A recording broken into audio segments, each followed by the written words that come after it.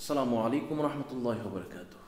এমন কিছু আমলের কথা কি আমি বলবো না, যে আমলটা করলে আপনি অল্প দিনে বেশি সওয়াবের অধিকারী হতে পারবেন ইনশাআল্লাহ।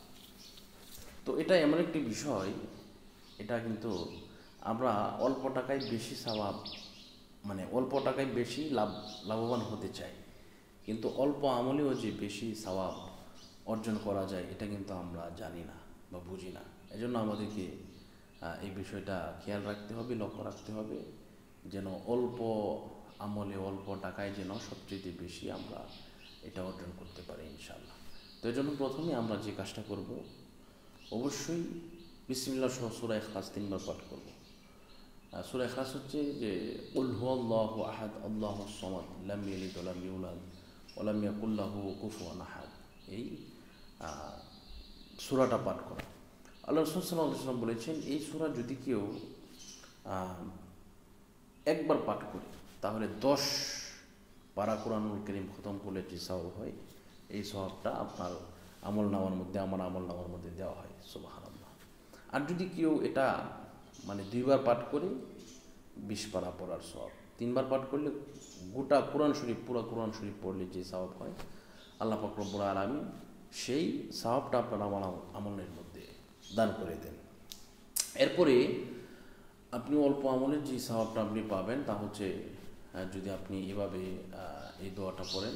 এই দোয়া বলতে এটা হচ্ছে রাসূল পাক সাল্লাল্লাহু আলাইহি সাল্লামের একটি এই দুরূদ শরীফ, তা হচ্ছে আল্লাহুম্মা সাল্লি আলা মুহাম্মাদিন নবীল উম্মি ওয়া আলিহি ওয়া সাল্লিম। আপনি যদি এই দুরূদ শরীফও যদি পাঠ করেন, আল্লাহুম্মা সাল্লি আলা সাইয়্যিদিনা মুহাম্মাদিন নবীল উম্মি ওয়া আলিহি ওয়া সাল্লিম তাসলিমা, এটা যদি কেউ 40 বার পাঠ করে,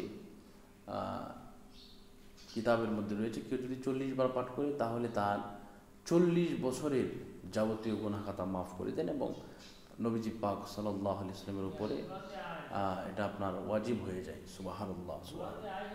এজন্য কারো ওই নালাপ আছে, এজন্য আমাদেরকে এই বিষয়গুলা করতে হবে, আমল করতে হবে ইনশাল্লাহ। আল্লাহ পাক আমাদেরকে কবুল করুন, মঞ্জুর করুন, সেই প্রত্যাশা এবং কামনা করছি। আপনাদের সুস্বাস্থ্য এবং দীর্ঘায়ু কামনা করছি।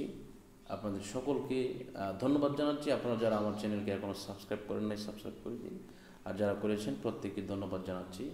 এই মুহূর্তে বিদায় নিচ্ছি। আসসালামু আলাইকুম।